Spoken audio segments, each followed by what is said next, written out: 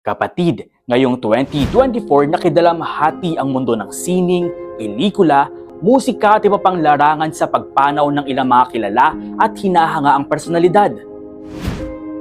Na maalam ang batikan ng photographer at cinematographer na si Romy Vitug sa edad na 86.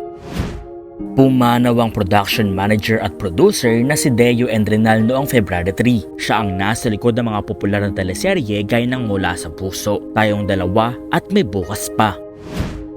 Ikinagulat naman ng marami ang pagpanaw ng veteranang aktres na si Jacqueline Jose. Siya ang kauna-unahang Filipino at Southeast Asian na nanalo ng Best Actress sa Cannes Film Festival. Yumao rin si Zenaida Seva, isang tanyag na astrologer. Nagluksa ang teatro at literatura sa pagpanaw ng award-winning playwright and director Floy Quintos. Pumanaw rin ang dating senador na si Rene Sagisag sa edad na 84.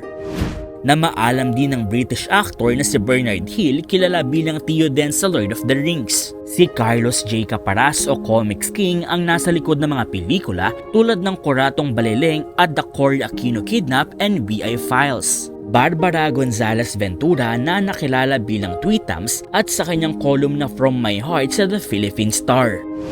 Canadian actor na si Donald Sutherland na nakilala sa kanyang 6 na dekadang karera sa pelikula at ang visual artist, painter at podcaster CJ De Silva Ong na nakilala rin bilang Promil Gifted Child noong 90s. Yumao noong Hulyo ang veteranong aktor at direktor na si Manny Castañeda, komedyanteng si Dinky Du Jr., journalist at sports commentator na si Chino Trinidad, 90210 star na si Shannon Doherty, at ang comedy legend na si Bob Newhart. Si Lily Monteverde na tinaguriang Mother Lily at founder ng Regal Entertainment na maalam sa edad na 85. Ang aktres namang si Gina Rowlands na nakilala sa pelikulang The Notebook, pumanaw sa edad na 94.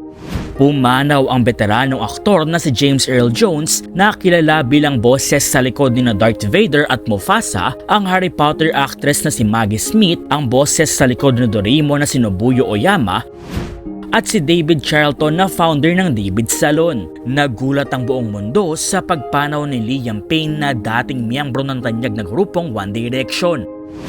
Na maalam ang music titan na si Quincy Jones sa edad na 91. Ang award-winning artist na si Robert Alejandro yumao matapos makipaglaban sa colon cancer. Natagpuan namang wala ng buhay sa kanyang bahay ang Korean actor na si Song Jae-rim. Nagluksa naman ng bansang Japan sa pagkawala ni Princess Mikasa. Pumanaw ang bokalista ng Aegis na si Mercy Sunot dahil sa cancer.